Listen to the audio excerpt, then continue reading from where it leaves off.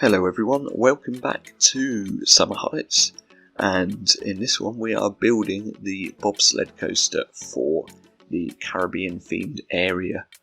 And like I mentioned in the previous episode, this is going to be themed to Cool Runnings, the film about the Jamaican bobsled team. Now, I say it's going to be themed to that only very, very lightly. Like, we're going to put a couple of props in at the queue line entrance that resemble things from the film. I couldn't find that many reference images, and I didn't want to watch the film again. Although I did have plenty sort of to inspire me for this build. But first we had to get the layout in for the coaster, which I found quite challenging. This isn't the easiest coaster to build. It loses speed very quickly, and I didn't want it too tall. So the first layout that I put in, it wasn't making it through the layout at all.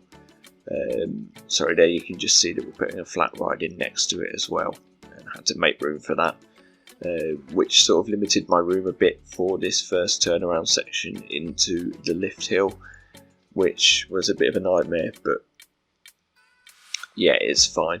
But once I'd put this first layout in and tested it, it didn't make it all the way around the course, so I did have to extend the height of the top of the lift hill and play around with the editor until it would let me join the whole thing up together so that it actually makes it round the course, because I didn't want to completely rebuild the layout, because I was fairly happy with it, and I just didn't want it too tall, like I said before. That's not really the idea. This isn't meant to be a family coaster. And yeah, these wooden bobsled coasters, they're very rare now. I think there's only one or two of them left in the world. I might be wrong there might be more. But yeah, you certainly don't see them very often. And probably because they're really high maintenance, I'd imagine. They're quite difficult to maintain. Certainly difficult to build in Planet Coaster. So yeah, that's something. And I was also very limited for space as well, as per sort of the whole situation, the whole problem with building this area. I didn't leave myself really enough space for everything that I wanted to get in, so it's a very small area of the park, but it is probably my favourite area, and I think we utilise the space really well, and we squeeze everything in here quite nicely. So yeah, this final bit as well, trying to make it not just one straight line underneath the whole layout to get into the brake run, was quite tricky, so I did want some sort of small, like, bunny ears or whatever, airtime moments or whatever you'd call them, going underneath the rest of the layout here at the end, which we somewhat managed to get in. But yeah, it's quite a short layout as well, to be honest. Like, you know, it's not really long coaster or anything. It's just basically some downwards helixes until you come into the brake run. But I think it looks really nice off-ride. I think Frontier did a really good job of the way this coaster looks. I am really happy with it.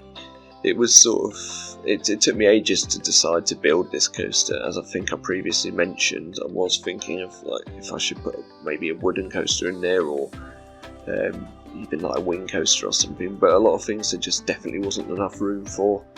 So yeah, I think the Cool Runnings idea works really nicely. Another thing that I'll say about the theming is, well, an excuse that I'll use that I haven't heavily themed it, is that unless you're building loads of tunnels and stuff underground, it's kind of difficult to theme a bobsled coaster, because you can't see much on ride anyway, because of the way that the track is built. So I got off kind of lightly there by my choice of coaster.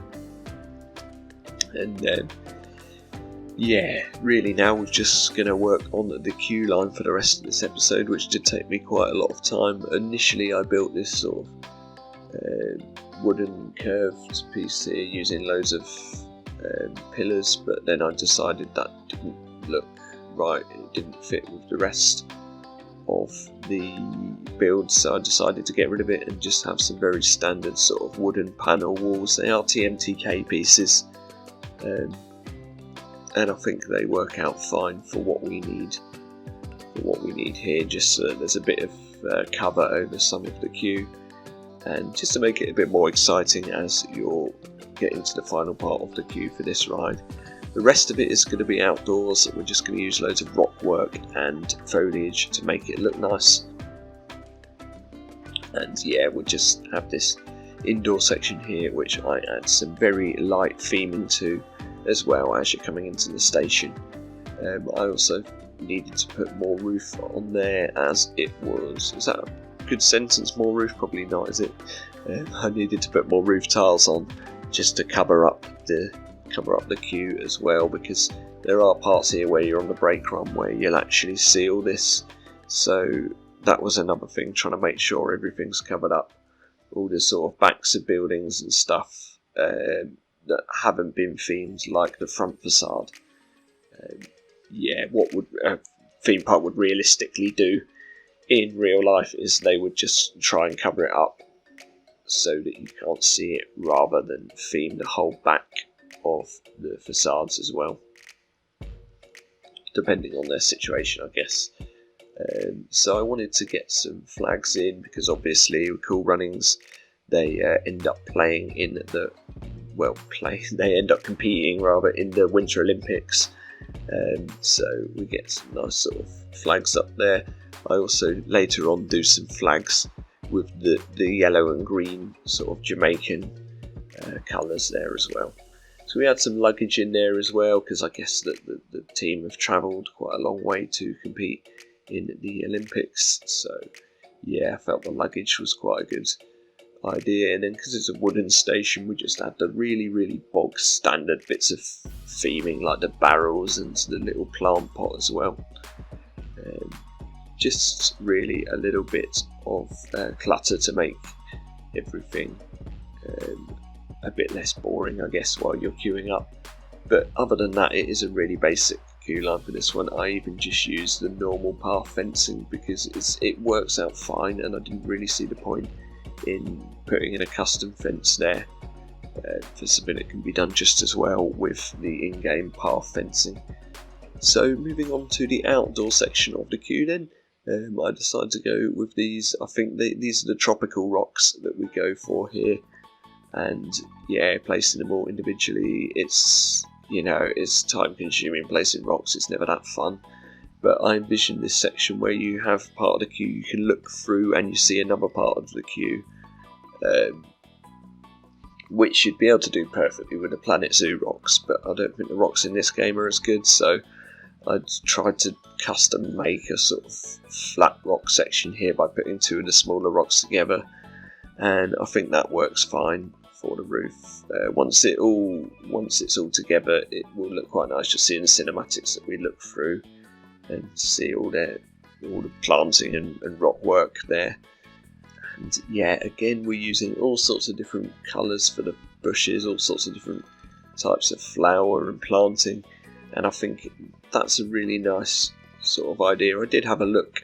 I did Google some reference images of traditional, not traditional, but Caribbean foliage, what you'd likely to see. Obviously, there's a lot of palm trees and stuff, but they have some really nice, brightly coloured flowers. It's a very bright and vivid part of the world, so I feel that this does a nice job of bringing that out and making it pop. The major problem I had with all this, though, once we get into the proper queue line section, is the fact that the coaster supports cover so much of the area you can't see anything. So when I put the planting in, I removed the support so that I could see what I was doing, and then when I put them back in at the end, they just cut through everything. You can't remove one individual support at a time. You have to remove the section of supports for each section of track, so it's very difficult to find a good balance.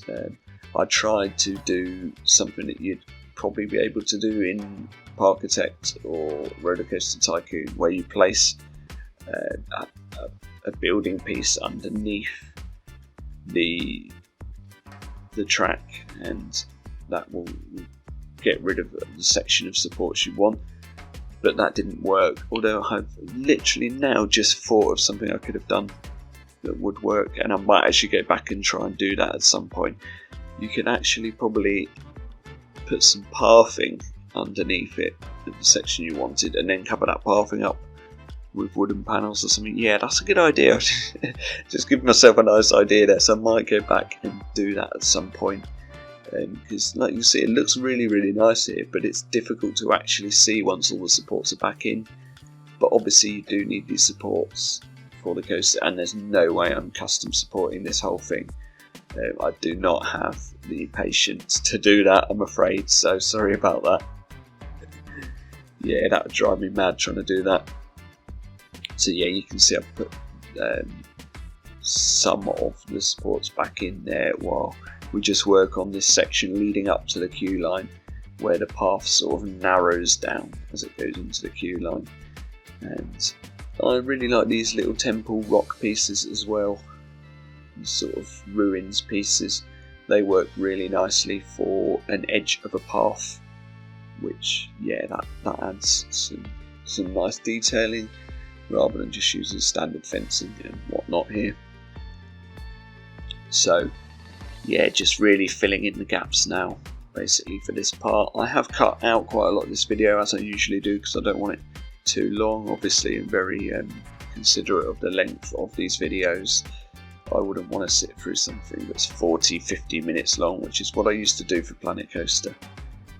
But now, yeah, we're trying to keep them just down to sort of 20 minutes, or even shorter if possible. This one's going to be quite long at the end as well, because I'm going to show you all a POV of the coaster at the end. So yeah, that's something to look forward to, I guess. We put in a custom sign for the coaster as well, obviously with the name Cool Runnings. It's very basic though, just using some pillars here, rotating the wood pillars so that they cover up those almost sci-fi looking entrance pieces there that each coaster has. Each ride has. So yeah, we just want to get rid of those. That's a good thing about Planco. You can actually cover up pretty much anything that you don't want to be seen. You're just using scenery pieces. You know, if you take the collision off, you can place anything wherever you want it, really, which is fantastic. So here we're working on the first sort of reference to Cool Runnings. There's a very short scene, I believe, in the film where they're trying out their own sort of homemade bobsleds. I think they're still in Jamaica at that point, and they crash it into this sort of shack building, which could be a little stall or something. So I wanted to replicate that little scene here as you come into the entrance area of the coaster, just so that we can actually try and make it relatable to what we're theming it as, in a very moderate way, because obviously, like I say, this is a bobsled coaster and it's difficult to theme. I couldn't find a roof that looked right, so I made my own. I am getting very aware of the piece count at this point as well, which is something that we've got to consider. But yeah, I think it's still running okay now. On my old laptop, I'm still getting 22 odd FPS, so I'm hoping it will hold in there till the end of the build for this part, because it's very, very very nearly complete now. So yeah, that's good. So hopefully it'll hold out. We had a little bit of section of the roof there where it looks like it's been caved in or crashed in a bit, just to sort of make it look really run down, like this is a scene of a crash. And doing the same with the wooden bars there that support the sort of top of the shack. And this is the point that I decide we need to build our own custom bobsled. And if you remember earlier in the series, I don't know if you've been watching it all the way through, but if you have, you remember I built a nice lifeboat in the trawler's area, whatever it was, fisherman's area, and that came out looking really nice. So I thought, right, we can make a bobsled. Not the case here. I hate how this turned out, to be honest, but it is the best I could do. You know, I find these things quite difficult to do, so unfortunately we're going to have to stick with it because it's fine. It sort of resembles what it is, though. You know, it's difficult when you're building really small things like this with art shapes as well, and trying to make them as to scale as possible. But yeah, I moved the bars a little bit more so that it really did look like it's crashed into there, and we add a smoke effect as well, and we add just the word Jamaica on the side of the bobsled, so you can see it's the Jamaican bobsleds, teams, bobsled. Said that word far too many times then. And then again, just adding barrels and some of the temple rubble pieces in there to make it look like it's, you know, the scene of a crash. It's crashed into this building and everything's just gone flying. And yeah, I'm quite happy with how that little building looks. I think it's really cool. Not so happy with the bobsled itself, but it's fine. You know, we'll live with it. And then just covering everything else up with a load of planting here. And again, I will say it, but it does take quite a long time to build everything in this game. I've been chatting to people that play the Planet Coaster console version on YouTube recently, or rather I've been talking to them on YouTube, and I just find it insane that people can actually build some of the amazing creations that they do on the console version, when you think that you're building this entire park just using a PlayStation or an Xbox controller. I find that incredible, probably because I've always been more of a PC gamer myself. I just find it a lot easier using the mouse and your keyboard shortcuts. But yeah, kudos to you, hats off to you if you can build, you know, an amazing park with high levels of detail and stuff on the console. And again, like I said before, like many episodes before, I think it's great that, you know, a wider audience can play the game, because it is expensive to get a gaming PC. Like, to be honest, I could really do with a new one, but I just haven't got the money at the moment to spend what would need to be way over £1,000 to get a gaming unit. So, you know, we're sticking with the laptop. We're still going strong at the moment. But yeah, big shout out to the console, the Planet Coaster console community, for some of the amazing builds that they managed to put together on the console version. And yeah, that's pretty much the end of this build. We're going to do some cinematics and a POV at the end as well. And in the next one, I will be finishing off this Caribbean area, but I don't think that will even take a whole episode, so it might be one of those episodes where we go off and do something else in the park as well, or it might just be a shorter episode for the next one. And then we're looking towards the end of the build. The entire park will nearly be complete. There is a couple other things I want to put in, and I am going to build another hotel for this park. The one that I built earlier in the series isn't going in because I'm not happy with how it looks for this park. So I'm going to put myself through the pain of building another one. So that will be to come in a few episodes' time. That's it though for this one. Thank you very much for watching, and I'll see you in the next one.